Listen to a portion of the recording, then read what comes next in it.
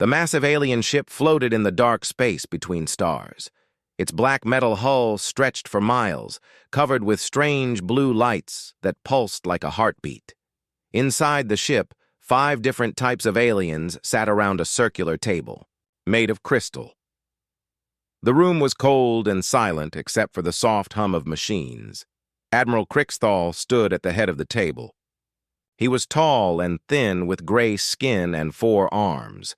His large black eyes moved from one face to another as he spoke. "Today we decide the fate of the humans," he said in a voice that sounded like grinding metal. The other aliens at the table represented the most powerful races in the galaxy. There was General Morvac, a huge creature with thick red skin and tusks like an elephant. His people were known for their weapons that could destroy entire planets. Next to him sat Veltari Prime, a being made of living crystal that sparkled with inner light.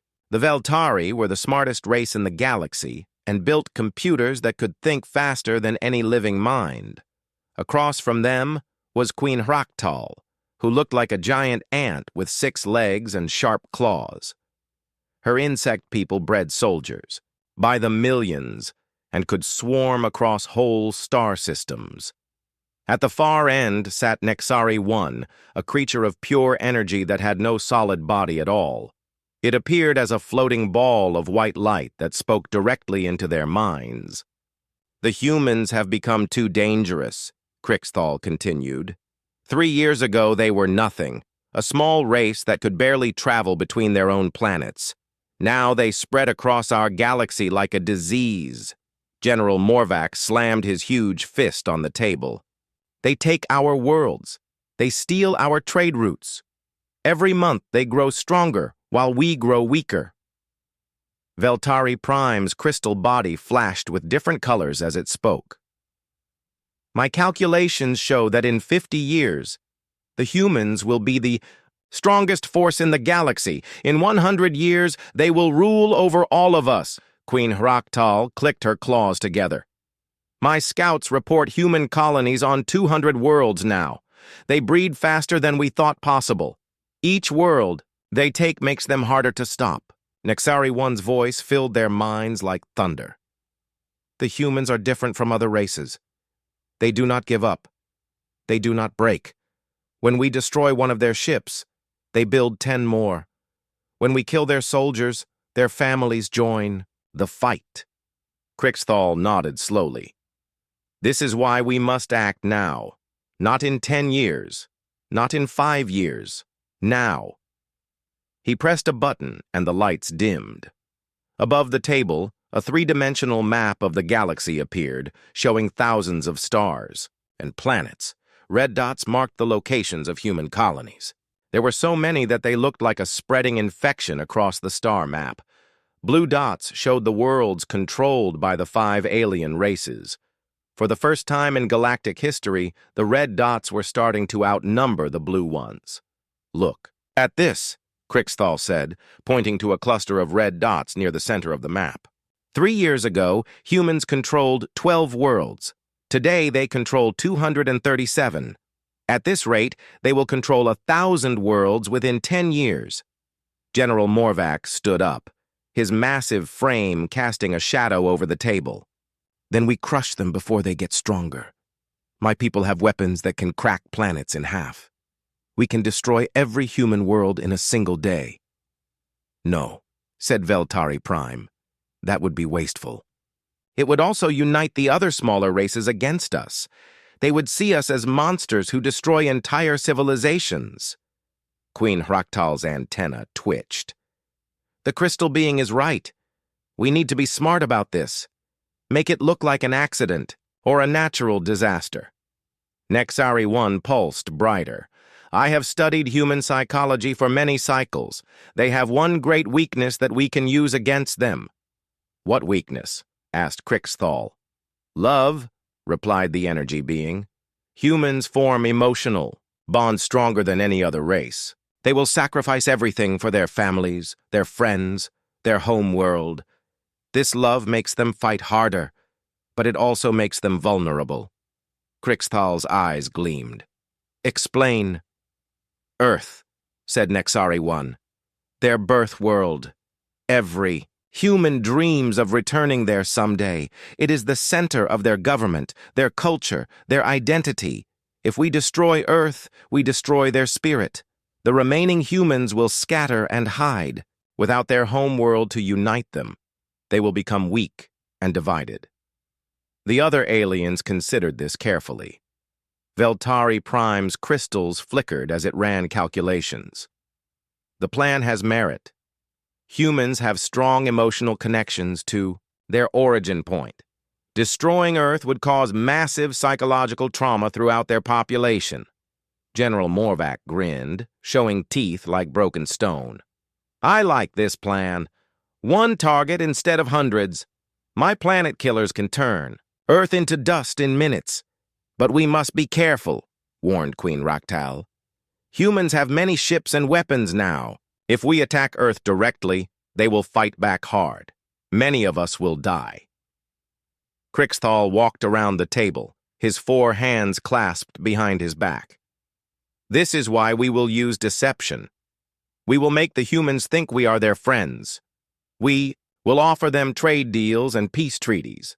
While they smile and shake our hands, we will position our fleets around their worlds. How long will this take? Asked General Morvac, who preferred direct action to complex plans. 1 year, replied Crixthal. Maybe 2. We must move slowly so they do not suspect anything. We will tell them we want to join together as allies against the wild pirates and raiders in the outer systems. Veltari Prime's crystal body pulsed with soft light.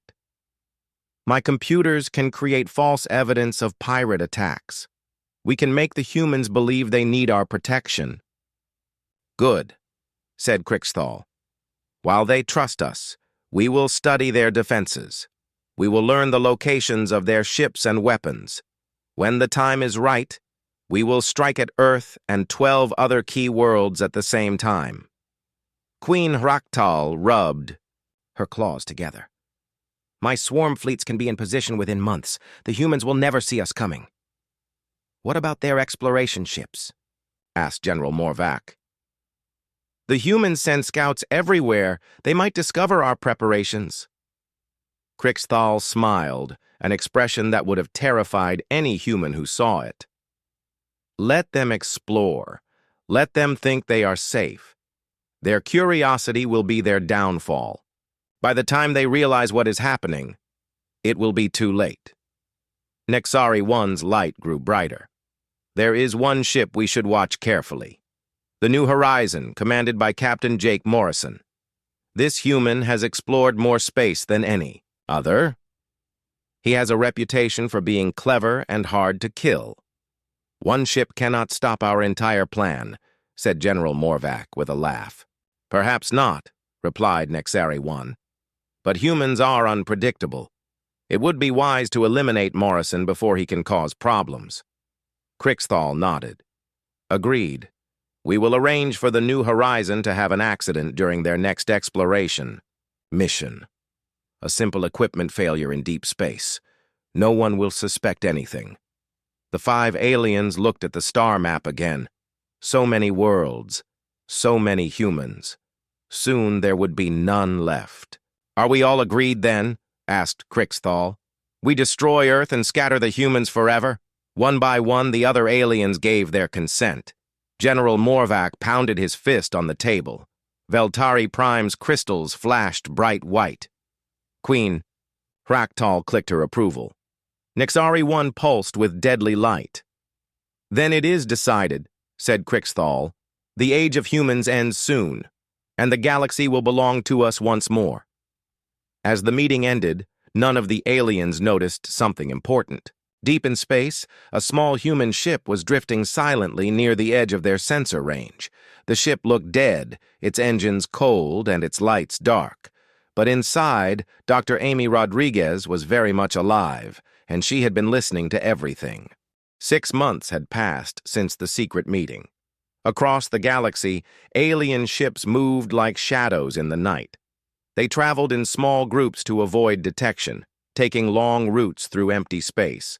Each ship carried weapons powerful enough to destroy cities, but they hid their true purpose behind false cargo manifests and fake trade documents. On the mining colony of Titan's Rest, Carl Johnson wiped sweat from his forehead as he climbed out of the deep excavation pit. The colony sat on a small moon at the edge of human space, far from the busy trade routes and patrol ships. Carl had been digging here for 15 years, pulling rare metals from the rocky ground to send back to Earth. Another day, another tunnel, he muttered to his crew as they gathered around the equipment shed. There were 12 miners on Titan's Rest, all tough men and women who had chosen this hard life for the good pay and the freedom it offered. Carl was about to head inside for dinner when his communicator beeped. The message was from his drill operator, Pete Collins, who was working the night shift in the deepest tunnel. "Boss, you need to see this," Pete's voice crackled through the speaker. "We hit something weird down here. Really weird." Carl grabbed his helmet and safety gear. "Weird how? Just come down. You won't believe it unless you see it yourself." 20 minutes later, Carl was riding the elevator down into the mine. The shaft was 2 miles deep, carved through solid rock over many years of hard work. As the elevator descended, the walls changed from gray stone to black rock to something else entirely. At the bottom, Pete was waiting with a lamp in his hand and a confused look on his face. "It's just ahead," he said, leading Carl through a narrow tunnel.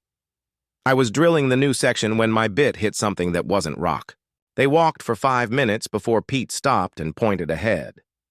There. Carl looked and felt his mouth fall open. The tunnel opened into a huge underground chamber that stretched farther than his light could reach. But that wasn't the strange part. The strange part was what filled the chamber. Machines.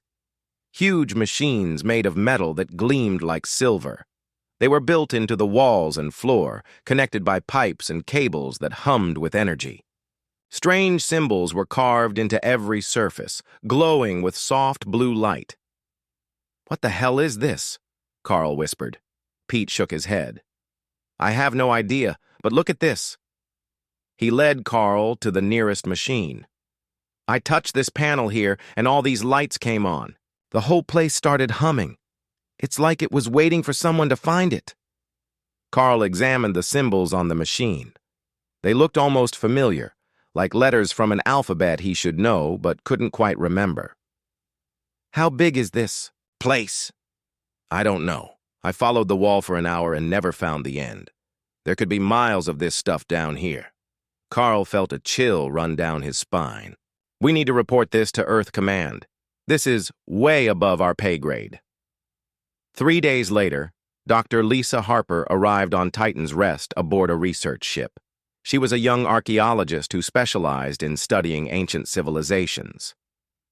Earth Command had sent her to investigate Carl's discovery, along with a team of scientists and engineers. Lisa spent her first day exploring the underground chamber with Carl as her guide. The more she saw, the more confused she became. The technology was clearly advanced, far beyond anything humans could build. But the symbols carved into the machines were troubling her for a different reason. "These markings," she said to Carl, as they stood before a large central console. "They're not completely alien. Some of them look like early human writing systems. Proto-Germanic, ancient Sanskrit, old Egyptian hieroglyphs, but that's impossible." Carl scratched his head. "Why impossible?" "Because this technology is thousands of years old at least, maybe tens of thousands. Humans were barely using stone tools back then. We couldn't have built anything like this." As Lisa studied the symbols more closely, she began to see patterns. The writing seemed to tell a story, but the language was so old and mixed that she could only understand pieces of it. What she could read made no sense. "Beware," she translated slowly. "The stars will burn. The children will return to fight the darkness. When the end comes, remember the beginning." "What do you think it means?" asked Carl. Lisa shook her head. I'm not sure. It could be a religious text or a historical record. Or maybe a warning. While Lisa worked on translating the symbols, her engineering team studied the machines. What they found was even more disturbing. The technology was not just advanced, but impossible by current human understanding of physics. The power source seemed to draw energy from space itself. The computers used quantum processing that shouldn't have worked with the materials available. Dr. Greg Walsh, the team's physicist, pulled Lisa aside after 3 days of study. We have a problem, he said quietly. What kind of problem? The dating is all wrong. Carbon analysis shows this stuff is about 12,000 years old. But the quantum signatures suggest it was built with technology that won't be invented for another 1,000 years. Lisa stared at him. That doesn't make sense. I know, but the readings don't lie. Either our dating methods are completely wrong, or this technology comes from the future.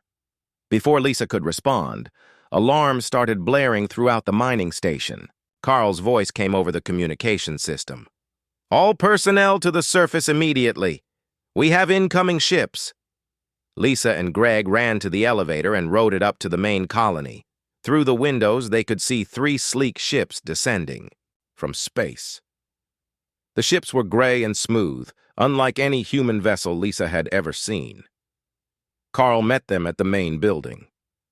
They claimed to be a Zephyrian trade delegation, he said, but they didn't request permission to land. They just came down and started setting up some kind of equipment. Through the window, Lisa watched tall gray aliens unloading strange devices from their ships. The aliens moved quickly and efficiently, like soldiers rather than traders. I don't like this, said Greg. The timing is too convenient. We discover ancient technology and aliens show up the next day. One of the aliens approached the main building. It was Agent Vexmar, though the humans didn't know his name. He was tall and thin with gray skin and large black eyes. When he spoke, his voice was smooth and pleasant. Greetings, humans. I am here to discuss trade opportunities with your colony. We understand you have made an interesting discovery in your mining operations. Carl stepped forward. How do you know about our discovery? We haven't reported it to anyone outside Earth Command. Vexmar smiled, showing too many teeth. News travels quickly in space. We would like to offer our assistance in studying your find. Zephyrian technology is quite advanced. We could help you understand what you have discovered. Lisa felt alarm bells going off in her head. Something about this alien felt wrong. His words were friendly, but his eyes were cold and calculating. Thank you for the offer, she said carefully. But Earth Command has already sent a full research team. We don't need any assistance. Vexmar's smile faded slightly. Perhaps you misunderstand. This is not really a request. Suddenly, the lights went out in the building. Emergency power kicked in a moment later, bathing everything in red light. Through the windows, Lisa could see more aliens moving around the colony. They weren't traders, they were soldiers. Carl grabbed a communication device and tried to contact Earth Command. Nothing but static came through the speakers. They're jamming our communications, he said. Vexmar walked to the window and looked out at his troops. You have discovered something that does not belong to you, he said without turning around. We will take it now. Like hell you will, said Carl. The alien turned and looked at the miner with amusement. You are brave, human, but also foolish. We could kill all of you in minutes. Lisa stepped between Carl and the alien. What do you really want? The technology you found belongs to a dead race, Vexmar replied. It is dangerous in the wrong hands. We will take it and destroy it before it can cause harm. What harm? Asked Greg. It's just old machines. Vexmar's eyes gleamed in the red light. You understand nothing. That technology was built to fight us. It was created by enemies of the galactic hegemony thousands of years ago. We thought we had destroyed it all. Lisa felt pieces of a puzzle clicking together in her mind. "The symbols," she whispered. "They're not ancient human writing. They're future human writing." Vexmar spun around to stare at her. "What did you say?" "The technology came from the future," Lisa said, her voice growing stronger. "Humans from the future built it and somehow sent it back in time. They were preparing for a war that hasn't happened yet." The alien's face twisted with rage. "Impossible! Humans are a primitive race. You could never master time travel."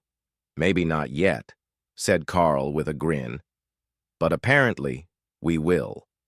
Vexmar pulled out a weapon that looked like a silver rod. "It does not matter. We will destroy this place and everyone in it. The technology will be buried forever."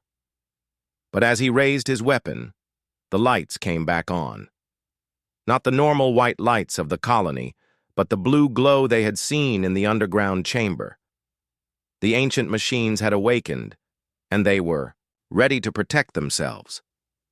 Lisa smiled as she realized the truth.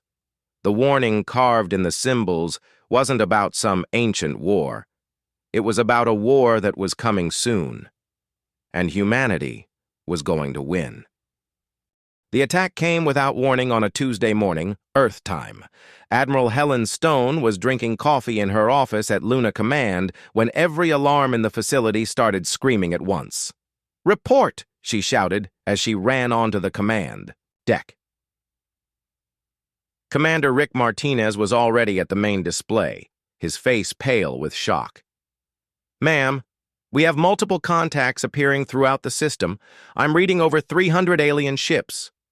Helen looked at the tactical display and felt her blood turn cold. Red dots representing enemy vessels surrounded every major human world.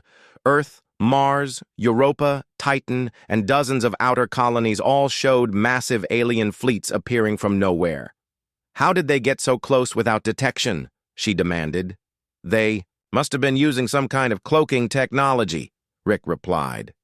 "They're decloaking now and moving into attack positions." On the main screen, a transmission came through from the lead alien vessel. Admiral Krixthal's face appeared, his four arms spread wide in a gesture of triumph. "People of Earth," he said in perfect English, "your time in this galaxy has ended. Surrender now, and your deaths will be quick. Resist, and we will make you suffer." Helen grabbed the communication controls. "This is Admiral Stone of the Human Defense Fleet. You are in violation of interstellar law. Withdraw immediately or face the consequences." Krixthal laughed, a sound like grinding metal. "What consequences, Admiral? Your tiny fleet against our armada? Look around you. We have ships at every human world. You are finished." Helen looked at the display again. The alien was right. Earth's defense fleet had maybe 50 ships. The aliens had brought over 1,000 vessels, each one larger and more powerful than anything humanity possessed. "All ships prepare for battle," she ordered. "We may not win, but we'll make them pay for every inch."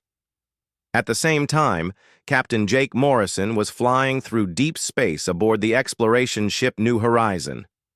He and his crew had been mapping distant star systems for the past 6 months, far from the main trade routes. His pilot, Lucy Carter, was the first to notice something wrong. "Captain, I'm picking up massive energy signatures from the direction of Earth," she said. "It looks like weapons fire." Jake moved to the sensor station. "That can't be right. There's no war going on." But the readings were clear. Huge explosions were happening throughout human space.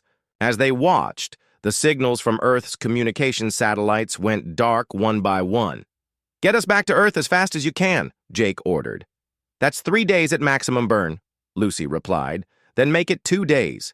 Back at Earth, the battle was already turning into a massacre. The human ships fought bravely, but they were outnumbered 20-1. Captain Danny Foster commanded the USS Liberty, humanity's newest and most powerful warship.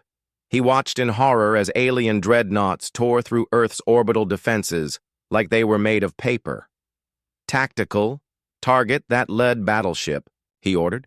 "Direct hit," reported Susan Lee from the weapons station. No damage to enemy vessel! Danny cursed under his breath. Their most powerful weapons couldn't even scratch the alien armor.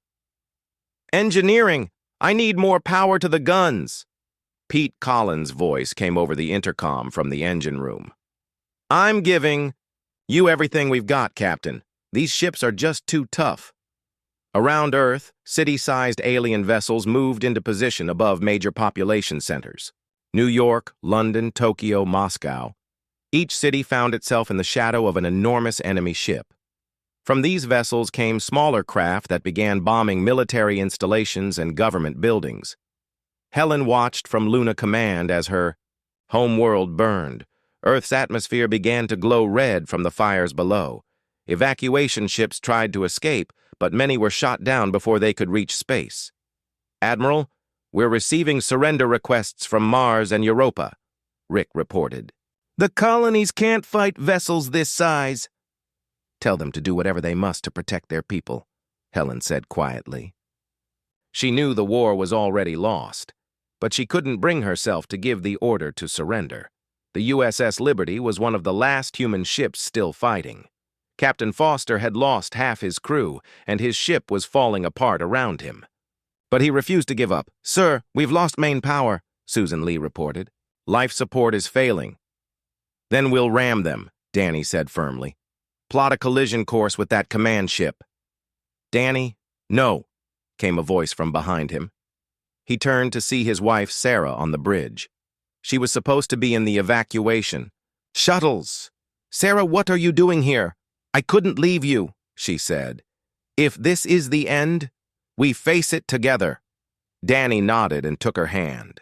All hands, prepare for ramming speed. The Liberty accelerated toward the alien flagship, its engines overloading and its hull beginning to crack from the strain.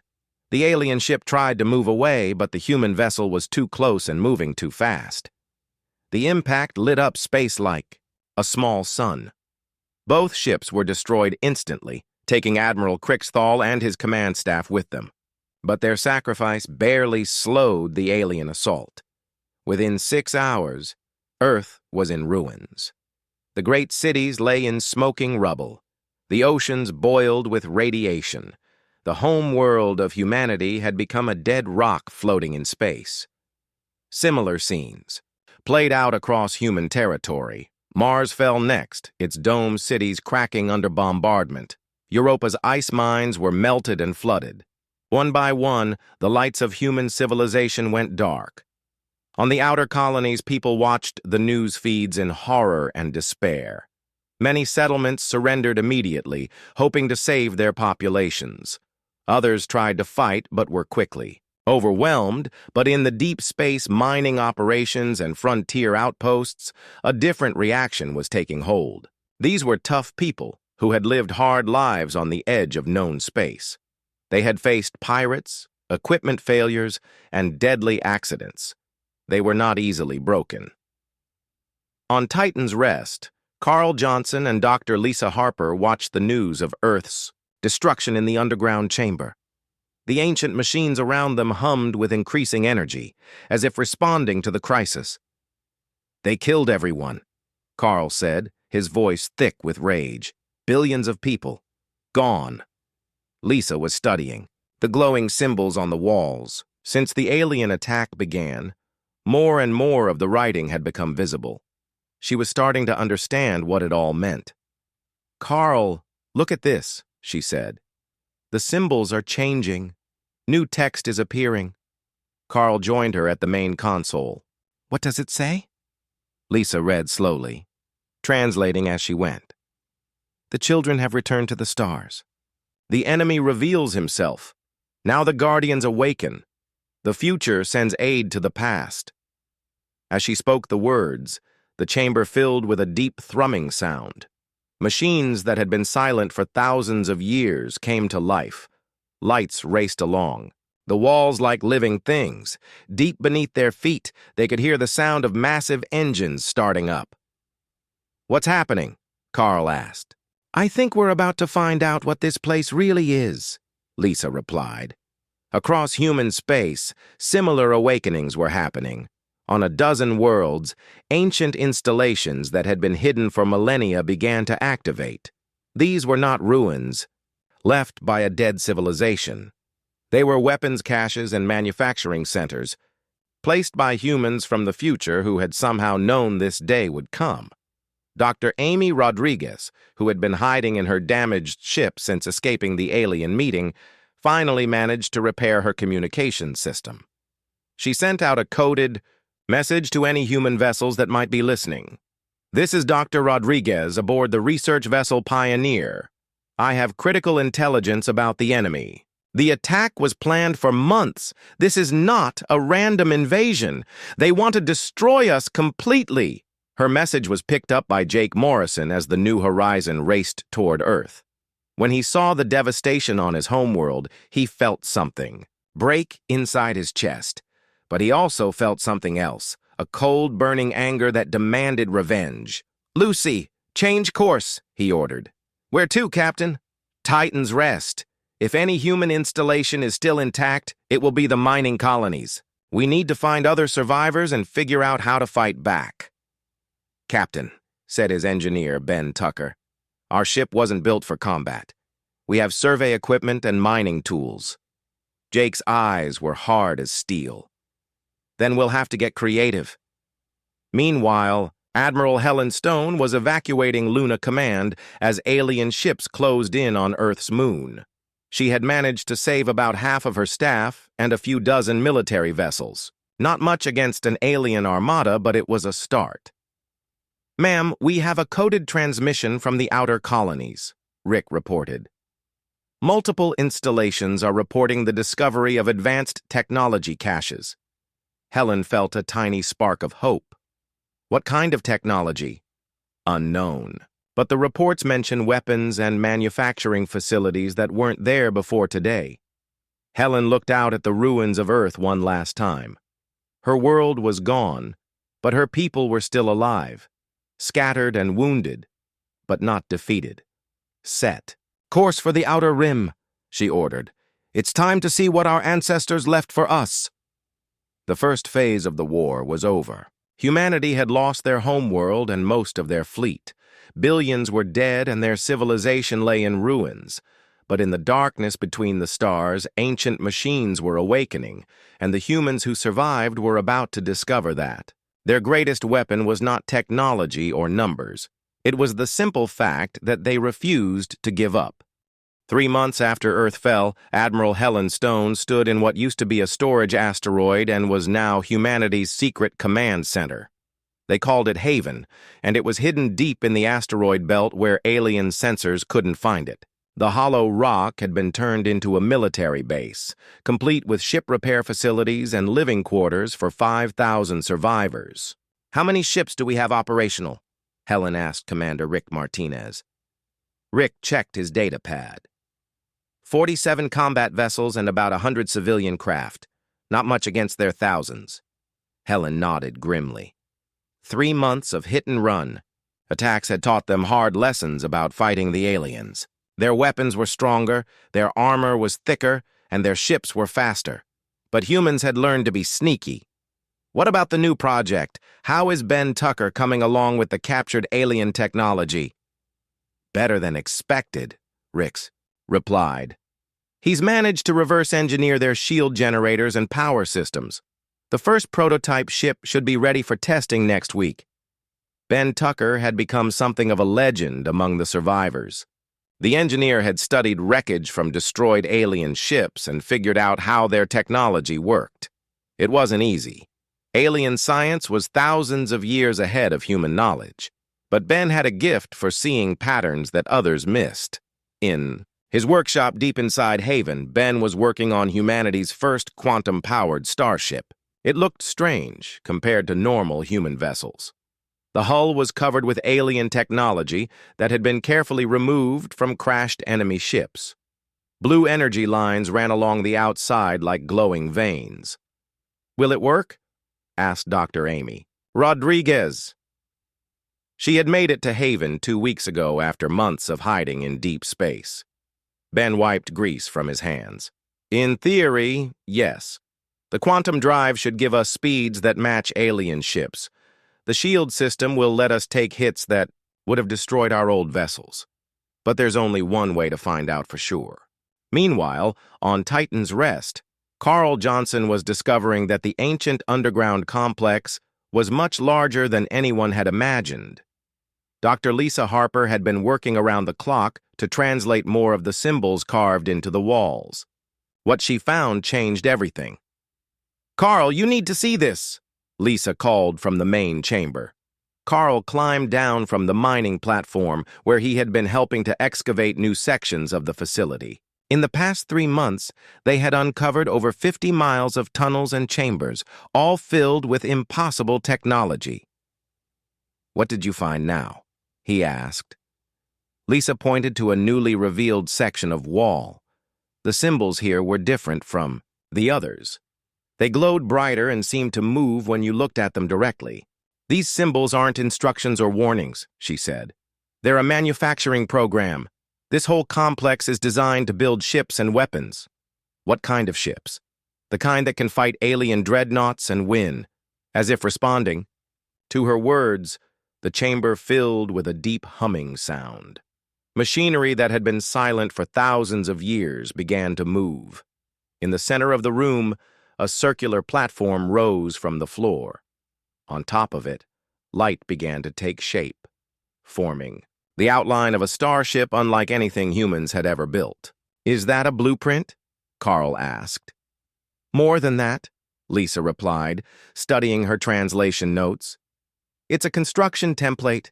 The machines here can build this ship using quantum assembly. They can literally pull matter and energy from space itself and shape it into whatever they need." The ship design floating above the platform was beautiful and terrifying at the same time. It was sleek and curved like a bird of prey, but covered with weapons that seemed to bend the laws of physics. Energy cannons that could tear holes in space, shields that existed in multiple dimensions, engines that could move faster than light, without using fuel. "How long would it take to build something like this?" Carl asked. Lisa consulted her notes.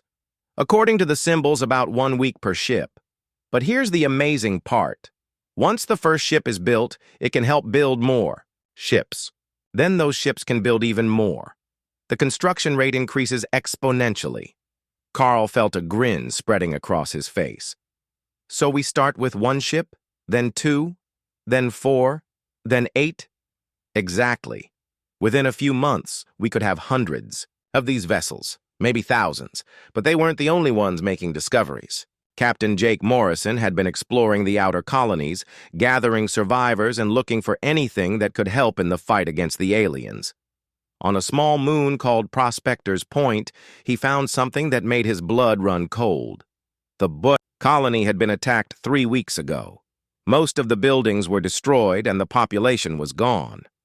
But in the ruins of the communications center, Jake found records of the colony's last days. "Lucy, you need to hear this," he called to his pilot. Lucy Carter joined him at the damaged computer terminal. Jake played back the final transmission from the colony's leader. "This is Colony Administrator Nancy Clark. The aliens have surrounded our settlement. They're not just attacking us. They're taking prisoners, loading people onto transport ships. I don't know why they want us alive, but oh God, they're breaking down the door. Tell Earth Command that they're not just conquering us. They're enslaving us." The transmission ended in screams and weapons. Fire! Jake and Lucy looked at each other in horror. "How many colonies have they hit like this?" Lucy asked. Jake checked the navigation computer. "At least 30 that we know of. If they're taking prisoners from all of them, they could have captured hundreds of thousands of people." Jake felt rage building in his chest. It was bad enough that the aliens had destroyed Earth. But taking humans as slaves was something else entirely. It made the war personal. "Set course." "For Haven," he ordered. "Admiral Stone needs to know about this." When Jake arrived at the hidden base, he found it buzzing with activity. Ben Tucker's prototype ship was ready for its first test flight, and volunteers were lining up for the dangerous mission. "I'll pilot it," said Lucy when she heard about the test.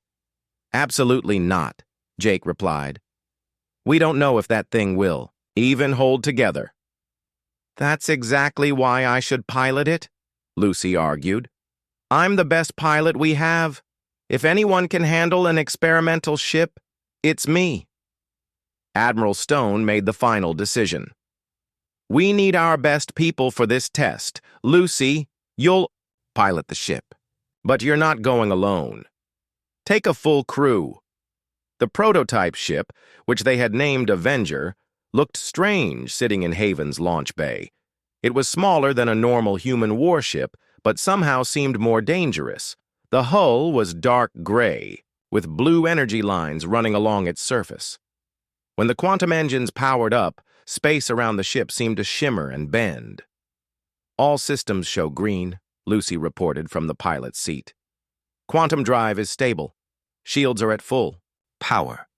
"Take her out slowly," Admiral Stone ordered from the command center. "We don't know how alien technology will react to our modifications." The Avenger moved out of the launch bay and into open space. At first, everything seemed normal. Then Lucy engaged the quantum drive, and the ship simply vanished. "Where did she go?" Rick Martinez asked in panic. Before anyone could answer, the Avenger reappeared on the other side of the asteroid field. Lucy's voice came over the radio, filled with excitement. "Admiral, this thing is incredible. I just traveled 50,000 miles in 2 seconds, and I barely pushed the engines." "What about the weapon systems?" asked Ben Tucker. "Let me find a target." Lucy spotted a large asteroid about a mile away. She aimed the ship's main gun and fired. A beam of pure energy shot out, and the asteroid simply ceased to exist. Not destroyed or blown apart. It was there one moment and gone the next. "Holy hell," whispered Rick Martinez. Admiral Stone felt hope rising in her chest for the first time since Earth fell. "Lucy, bring the ship home. We have work to do." Over the next few weeks, Haven became a hive of activity. Ben Tucker worked with teams of engineers to build more ships based on the Avenger design. Each new vessel was better than the last as they learned to improve the alien technology. Meanwhile, on Titan's Rest, the ancient manufacturing complex had begun producing its own ships. Carl Johnson and Dr. Lisa Harper watched in amazement as quantum assemblers literally pulled matter from empty space and shaped it into starships. The vessels that emerged from the underground facility were even more advanced than the ones being built at Haven. "How many can this place build?" Carl asked as they watched the 10th ship take shape. Lisa consulted her growing translation of the ancient symbols. "There's no limit mentioned in the instructions. The manufacturing rate just keeps increasing as more ships come online to help with construction. Then we're going to need pilots for all these ships. Already taken care of," said a familiar voice behind them. They turned to see Jake Morrison walking into the chamber with Lucy Carter and a dozen other survivors. "Jake, how did you find this place?" Carl asked. "Dr. Rodriguez gave me the coordinates. She said you might need some help with your new fleet." Jake looked around the vast chamber in amazement. Machines worked with impossible precision, assembling starships from raw energy. The air hummed with power that seemed to come from the fabric of space itself. "This changes everything," he said quietly. "Yes, it does," agreed Lisa. "But Jake, there's something else you need to know. I've been translating more of the symbols, and I think I understand." "What happened here?" She led them to a wall covered with glowing text. "Thone year after Earth fell, Admiral Helen Stone stood on the bridge of the Phoenix, humanity's new flagship. The ship was built using technology from both Haven and Titan's Rest, combining the best of alien science with human engineering. Around her, a fleet of 200 quantum-powered vessels hung in space like dark angels waiting for battle. "All ships report ready," Commander Rick Martinez announced. Helen looked at the tactical display. Today was the day they would begin Operation Phoenix, humanity's counterattack against the galactic hegemony. Intelligence reports showed that most of the alien fleet was spread across human space, occupying conquered worlds and hunting for remaining survivors. "Begin Phase 1, Helen ordered. Across the galaxy, human ships appeared without warning near alien installations. The new quantum drives allowed them to travel instantly across vast distances, appearing inside enemy formations before the aliens could react. Captain Jake Morrison led the attack on the Zephyrian supply depot at Wolf 359. His ship, the New Horizon, had been rebuilt with the same quantum technology as the rest of the fleet. Lucy Carter sat at the pilot controls, her hands steady as they dropped out of quantum space directly above the alien base. 6 enemy ships in orbit, reported Ben Tucker from the engineering station. They're trying to raise shields. Too late, Jake said with grim satisfaction. Fire all weapons.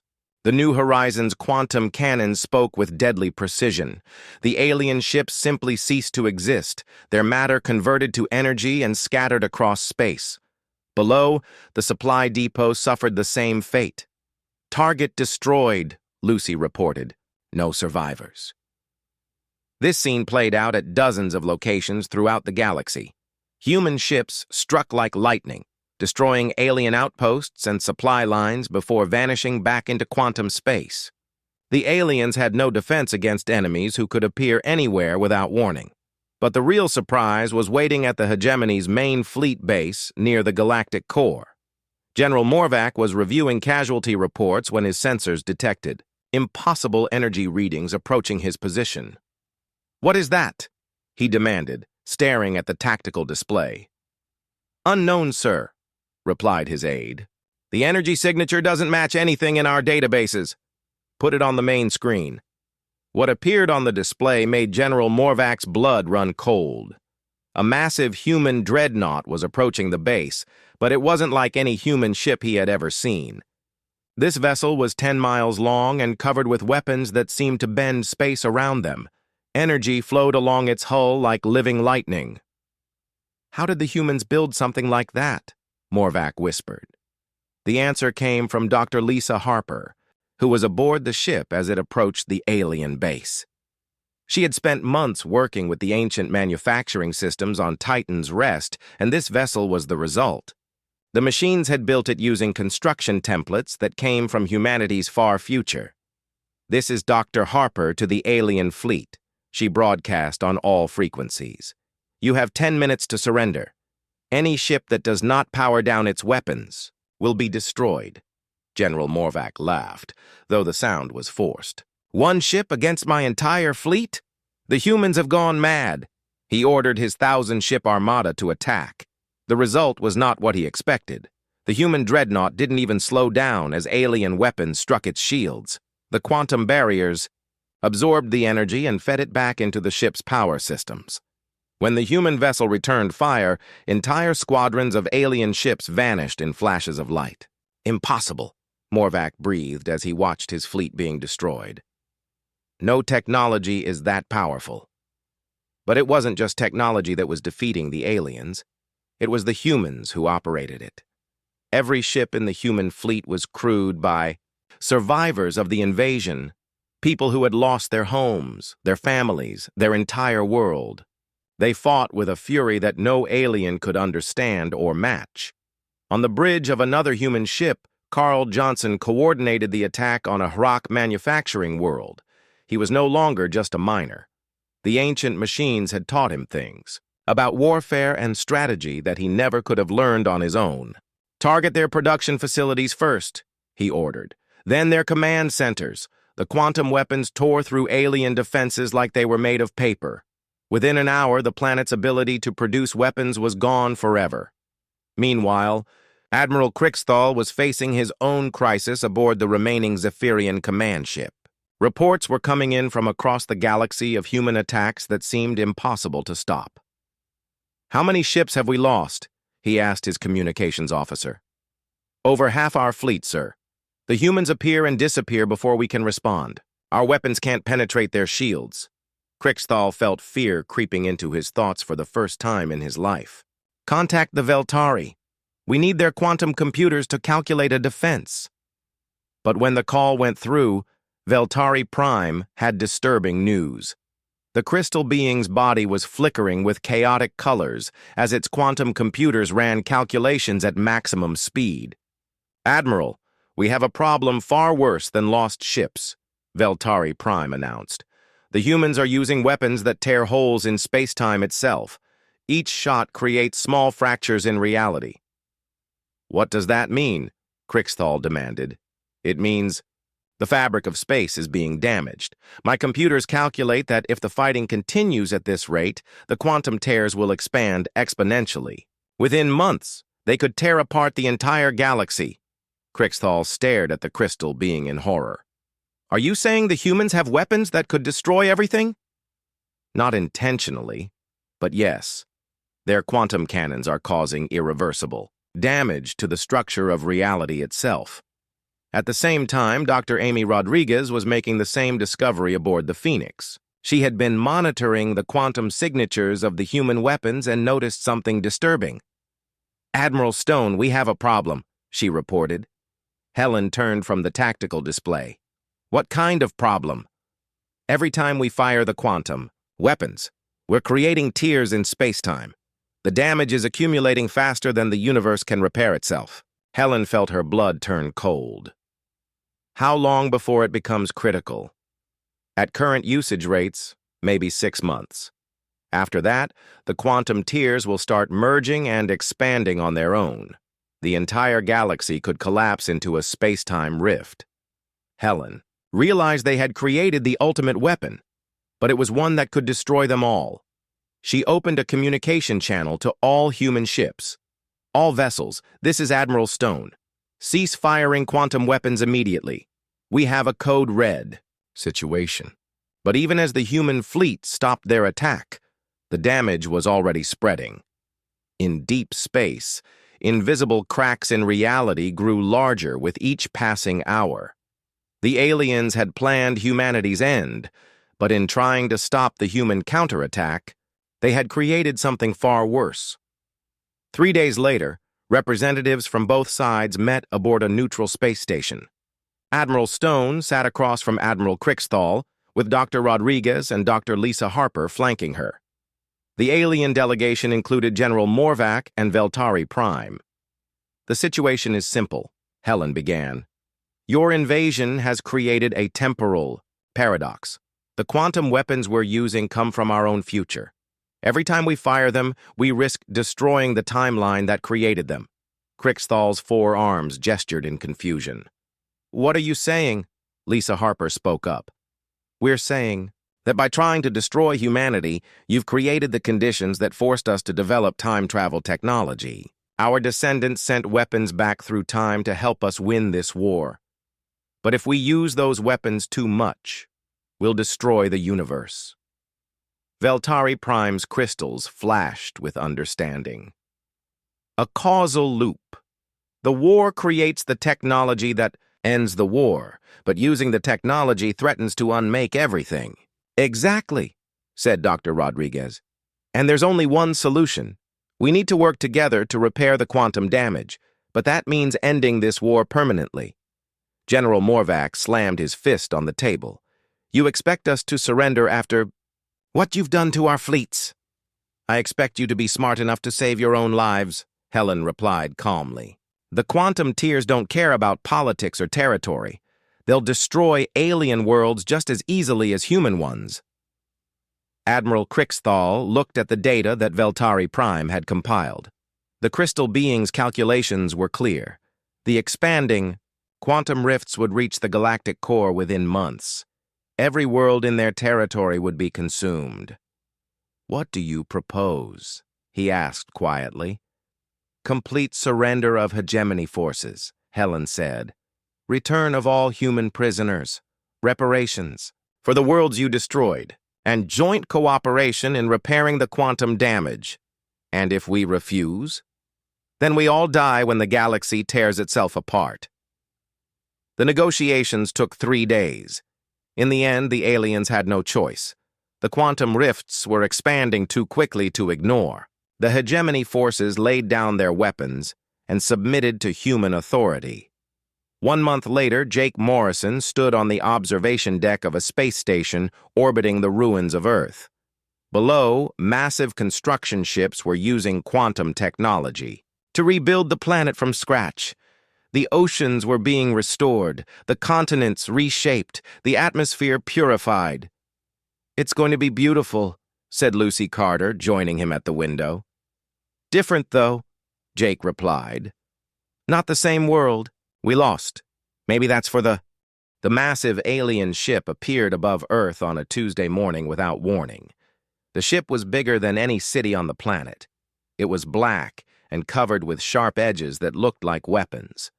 The ship just sat there in space, blocking, out part of the sun and casting a shadow over half of North America. People on Earth stopped what they were doing and looked up at the sky. Cars pulled over on highways. Workers came out of buildings. Children pointed from school playgrounds.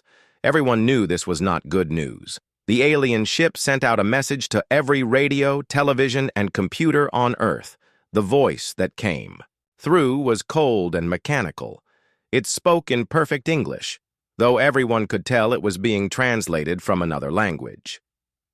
"Humans of the third planet from your star," the voice said. "I am Admiral Crixtel of the Zephyrian hegemony. We are the rulers of this part of the galaxy. You will surrender to us in exactly 48 of your hours. If you do not surrender, we will destroy your planet and everyone on it." The message continued. "Do not think you can fight us. We have destroyed 1,000 worlds. Our weapons can crack planets in half. Your ships are toys compared to ours. Your weapons cannot hurt us. You have 2 days to give up. Use this time to say goodbye to each other."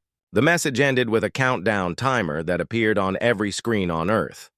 48 hours, 47 hours and 59 minutes, 47 hours and 58 minutes. In Washington, D.C., President Jake Morrison sat in the Oval Office watching the alien message play again on the big screen. Around the table sat his top military advisors. None of them looked worried. In fact, most of them were trying not to smile. General Lisa Carter, who was in charge of all the military branches, opened a bag of popcorn and started eating it. "Mr. President," she said between bites, "did they really just give us 2 whole days? That's very nice of them." Defense Secretary Ryan Brooks pulled out his tablet and started typing. "I'm sending alerts to all our people, though I think most of them are already watching this on TV and laughing. Admiral Susan Phillips ran the Space Command, which most people on Earth didn't even know existed." She leaned back in her chair and shook her head. "These Zephyrians really didn't do their homework, did they?" President Morrison picked up his own bag of popcorn from the bowl on the table. "How long has it been since we've had visitors like this?" "About 300 years, sir," said General Carter. "Remember the Krillian Empire? They made the same mistake." "What happened to them again?" asked the president. "They're still paying us protection money," said Admiral Phillips. "Their great-great-grandchildren send us fruit baskets every Christmas." Ryan Brooks looked up from his tablet. "Sir, should I activate the welcome protocol?" "Oh, yes," said President Morrison. "Let's give our guests the full Earth experience." The truth was that Earth had been ready for something like this for a very long time. Humans had been traveling in space for over 500 years. They had colonies on Mars, mining stations on asteroids, and hidden bases throughout the solar system. Earth had been part of the galactic community for centuries, but they preferred to keep quiet about it. Most aliens thought humans were still primitive and stuck on their home planet. This was exactly what humans wanted them to think. It made life much easier when hostile aliens like the Zephyrians showed up expecting an easy conquest. The Zephyrian Admiral Crixtal stood on the bridge of his flagship, the Iron Talon. He was tall and thin with gray skin and 4 arms. His species had been conquering planets for thousands of years. To him, humans were just another primitive species that needed to be brought under Zephyrian control. How long until they surrender? He asked his second-in-command, Commander Velnash. "Our intelligence says they will probably give up in the first few hours," Velnash replied. "Humans are known to be cowards. They fight among themselves but run when faced with real power. Admiral Crixtall nodded. Good. I want to finish this quickly. We have 12 more planets to conquer this month. What the Zephyrians didn't know was that their intelligence was completely wrong.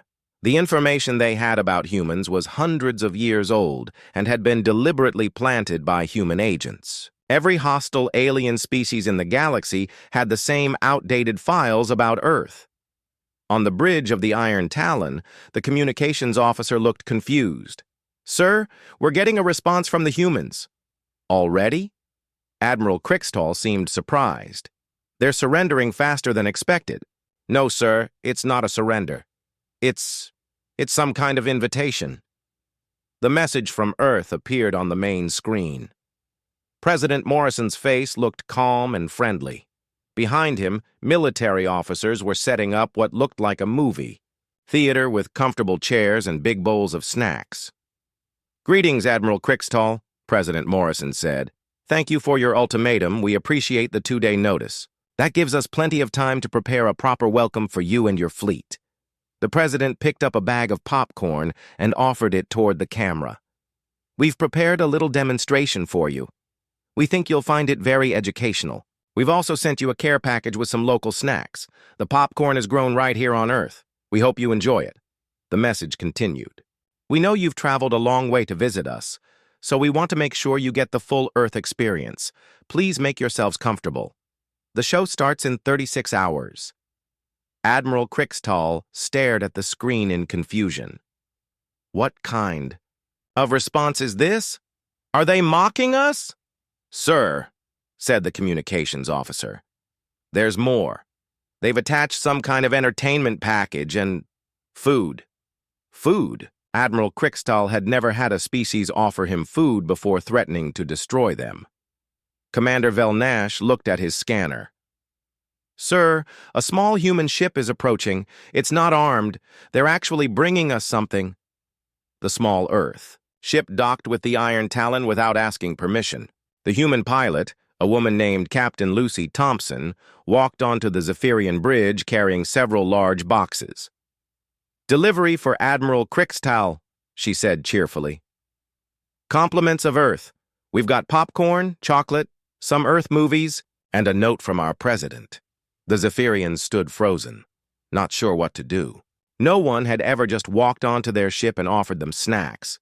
Captain Thompson set the boxes down and opened one. The smell of fresh popcorn filled the bridge. This is our kettle corn flavor, very popular. The chocolate is from Belgium. That's a country on Earth famous for making the best chocolate in the galaxy. Admiral Crixtall finally found his voice. Are you not afraid? We are here to conquer your world. Captain Thompson shrugged. Everyone's got to make a living, but since you're here, you might as well enjoy yourselves. The show our people are preparing is really something special. You won't want to miss it. She handed Admiral Crixtall the note from President Morrison. It was written in perfect Zephyrian script, which surprised him. The note read, Dear Admiral Crixtall, welcome to the Sol system. We hope your stay will be memorable. We've prepared a small demonstration of Earth's hospitality. Please enjoy the snacks and try to relax. The show starts tomorrow. P.S. If you have any dietary restrictions, please let us know. We want all our guests to be comfortable. Captain Thompson smiled at the confused aliens. If you need anything else, just call. We'll be right outside in our ship. Oh, and Admiral, you might want to watch our news channels tonight. We're doing some interesting things to get ready for tomorrow's show. She walked off the bridge, leaving behind very confused Zephyrians and the smell of popcorn. Admiral Crixtall looked at the note again, then at the boxes of food. In all his years of conquest, nothing like this had ever happened. Species either surrendered immediately or fought back desperately. They never invited him to watch a show and offered him snacks. Sir, said Commander Velnash quietly. What do we do now? Admiral Crixtall honestly didn't know, but the popcorn did smell very good.